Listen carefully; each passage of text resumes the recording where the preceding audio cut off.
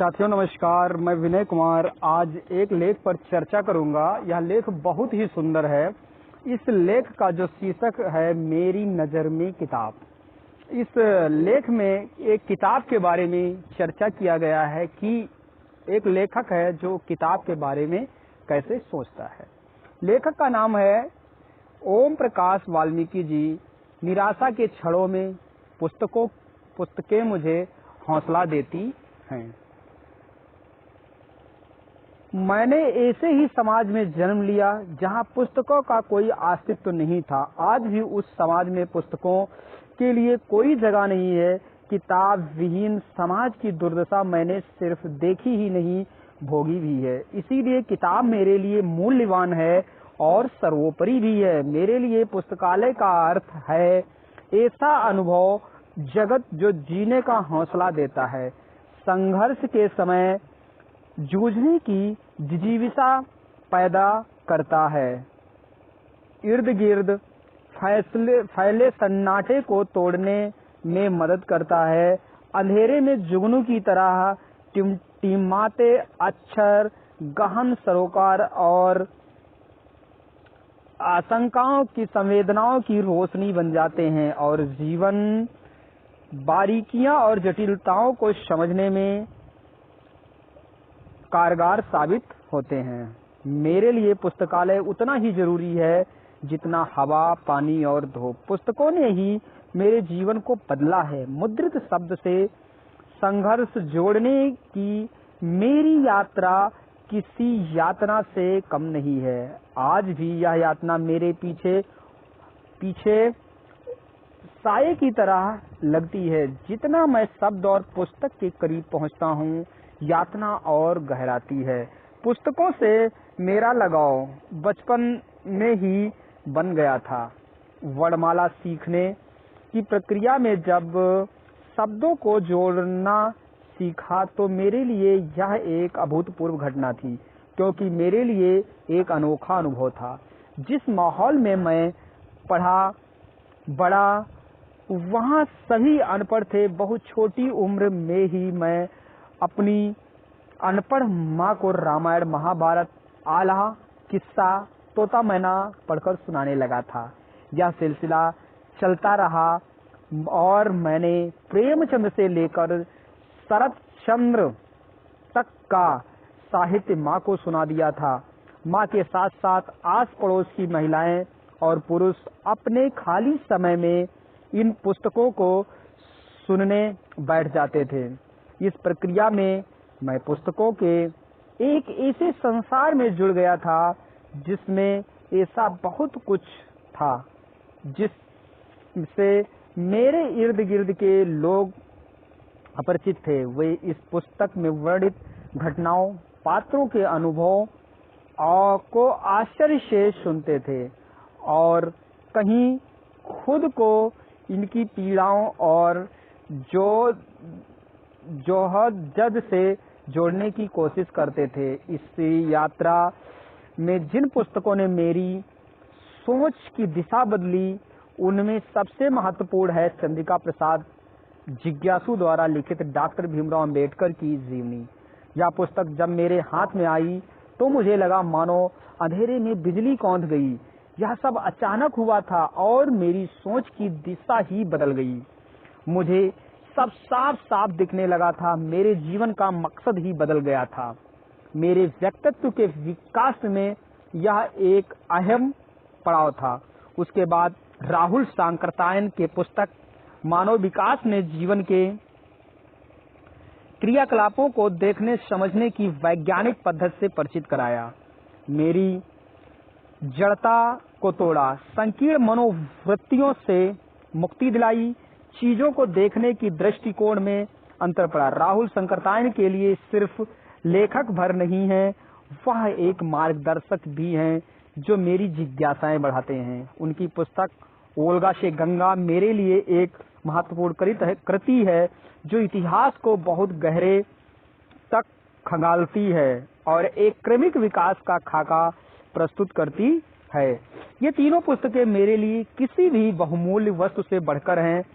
इन्हें मैंने सहेज कर अलमारी में बंद करके नहीं रखा है, बल्कि अपने आसपास के इतने लोगों को पढ़ाया है कि ये तीनों पुस्तकें इस वक्त मेरे पास जर्जर अवस्था में हैं, जिनकी कई बार जिल्दसाजी करा चुका हूँ। पुस्तकें अलमारी से बाहर आकर लोगों तक पहुँचनी चाहिए, यही तो पुस्तक की सार्थकता है। कुछ लोग इंटरनेट और इलेक्ट्रॉनिक मीडिया से आतंकित होकर पुस्तक के अंत की घोषणा कर रहे हैं, लेकिन मेरा विश्वास है पुस्तक कभी नहीं मरेगी, उसका कभी अंत नहीं होगा, वह जिंदा रहेगी, भले ही उसका रूप बदल जाए। बिना पुस्तकों के जीना अंधेरे में भटकने जैसा है। मैंने ऐसे ही समाज में जन्म लिया जहां पुस्तकों का कोई अस्तित्व नहीं था। आज भी उस समाज में पुस्तकों के लिए कोई जगह नहीं है, शायद इसीलिए वहां चेतना की गति भी धीमी है। किताब विहीन समाज की दुर्दशा मैंने सिर्फ देखी ही नहीं, भोगी भी है। इसीलिए किताब मेरे लिए मूल्यवान है और सर्वोपरि भी। जहां तक पुस्तक के माध्यम से समाज में हस्तक्षेप का सवाल है, मैंने इसे पाठकों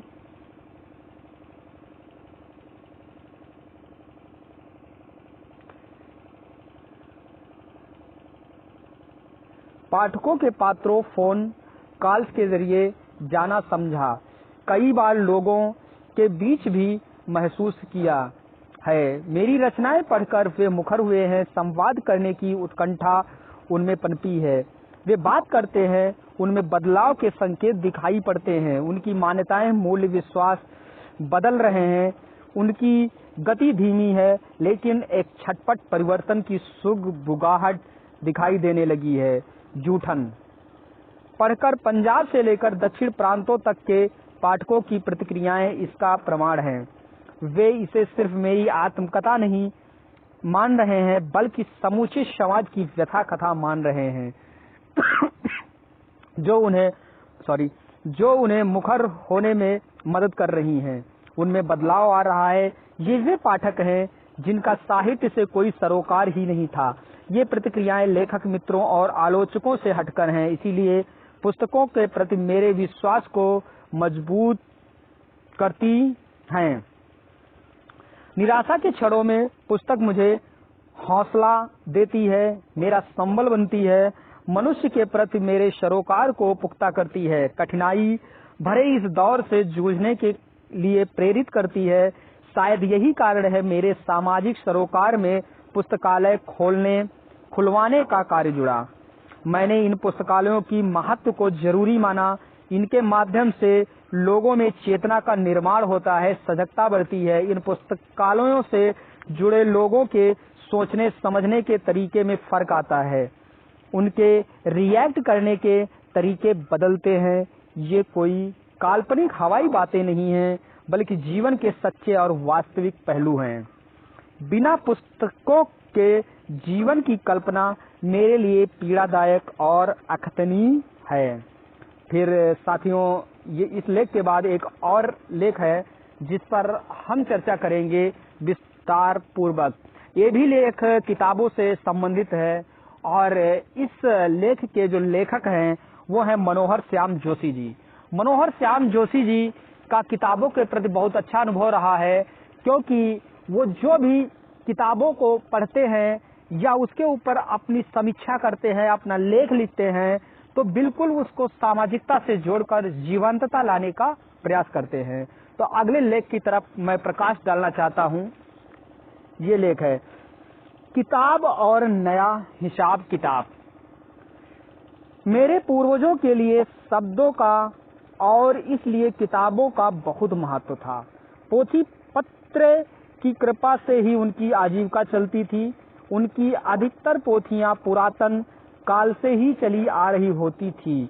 उनके बारे में हद से हद कोई नहीं टीका ही बाद की लिखी हुई मोती थी। वह बाद में भी मेरे परदादा के परदादा से बहुत पहले हो चुका था, इसीलिए बस गिनी चुनी पोथियां ही थी।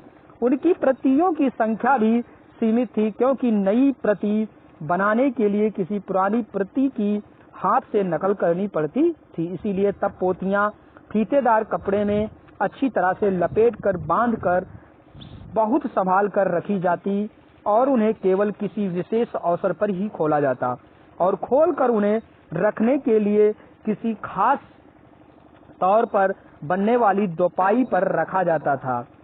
उम्मीद यह की जाती थी कि पोथी में आए पाठ का उपयोग करने वालों को किशोरावस्था या उससे भी पहले वह कंठस्थ करा दिया गया होगा। पोथी तब अत्यंत आदरणीय हुआ करती थी। उसे खोलने से पहले और बंद कर चुकने के बाद सिर माथे लगाने का नियम था। मेरे दादा की जमाने तक स्थिति बदल चुकी थी। पोथियों की जगह किताबों का जमाना आ चुका था। पुस्तकों की प्रतियां अब नकल नहीं करनी पड़ती थी, छप जाया करती थी। काल ने जिसके पृष्ठों की सफेदी को भूरेपन में बदल दिया। श्री वेंकटेश्वर स्टीम प्रेस, खेतवाड़ी, मुंबई से प्रकाशित ऐसी कुछ पुस्तकें आज भी मेरे यहाँ पुरखों की थाथी के रूप में पूजा घर में वस्त्रों में लिपटी रखी हुई हैं। तब तक अधिकतर पुरानी पोथियां ही मुद्रित की जा रही थी और छपने के लिए जो नई पुस्तकें लिखी जा रही थी उनकी संख्या बहुत सीमित थी। इसीलिए पुस्तक आदर के स्थान पर यथावत विराजमान रह पा रही थी। वह इतनी अपरिचित न हो गई थी कि उसे उपेक्षिता का दर्जा मिलने की नौबत आ जाए। मेरे किशोरावस्था तक भी पुस्तक के हाथ से गिर जाने पर उसे उठाकर माथे लगाने का और मन ही मन विद्या नामनी किसी देवी से क्षमा याचना करने का नियम था। मेरे पिता की पीढ़ी के जवान होने तक एक बड़ा परिवर्तन यह हो गया कि नई नई पुस्तकें बड़े पैमाने पर छपने और सबके लिए ज्ञान विज्ञान के द्वार खोलने लगी। विद्यालयों में पुस्तकालय खुल गए और पुस्तकालय स्वयं अपने में विद्यालय बन गए। मुझे याद है कि गवर्नमेंट कॉलेज अजमेर में हम छात्रों के लिए पुस्तकालय अध्यक्ष हरसे साहब किसी प्रोफेसर से कम श्रद्धास्पद न थे। यह भले ही हम लोगों का गढ़ा हुआ मिथक हो कि उन्होंने पुस्तकालय की एक एक पुस्तक पढ़ रखी थी, लेकिन इसमें संदेह नहीं कि किसी भी विषय पर बातें करो, हरसे साहब उससे जुड़ी हुई समान पुस्तकों के नाम ही नहीं गिनाते चले जाते थे, बल्कि यह भी बता पाते थे कि कौन चीज आपको यहाँ कहाँ सबसे अच्छी लिखी हुई मिलेगी। मेरे पिता की और मेरी पीढ़ी के विद्यार्थियों के लिए पुस्तकालय एक मंदिर, एक मिथ की प्रतीक बन सका था। पिछली पीढ़ी के यशस्वी अर्जेंटीनी साहित्यकार बोर्हेस ने तो पुस्तकालय और पुस्तक दोनों को कथा पात्र तक बनाया और एक ही पुस्तक है जो बार बार लिखी जाती है। मार्का ने एक नया वेदांत रच डाला। मेरे पिता की और मेरी पीढ़ी के लोग नित्य नियम से किसी न किसी पुस्तकालय में जाते रहते। यही नहीं, अपने अपने घर में भी कहीं न कहीं छोटा बड़ा पुस्तकालय बनाते। आज भी किसी परिचित या अपरिचित के घर में मेरी पीढ़ी के लोगों की आंखें निजी पुस्तकालय खोजने लगती हैं। यही कारण है कि हम लोगों के पुस्तकालयों में एक दूसरे को खरीदी हुई कुछ ऐसी पुस्तकें अवश्य सुशोभित नजर आती हैं जिन्हें हम जानबूझकर लौटाना भूल गए। तब के लोगों की स्मृति में जो गंध सबसे ज्यादा तीव्रता से फैली वो यही थी कि पुस्तकों को लोग पुस्तकालय से लाते हैं और घर में छिपाकर रख देते हैं। धन्यवाद साथियों।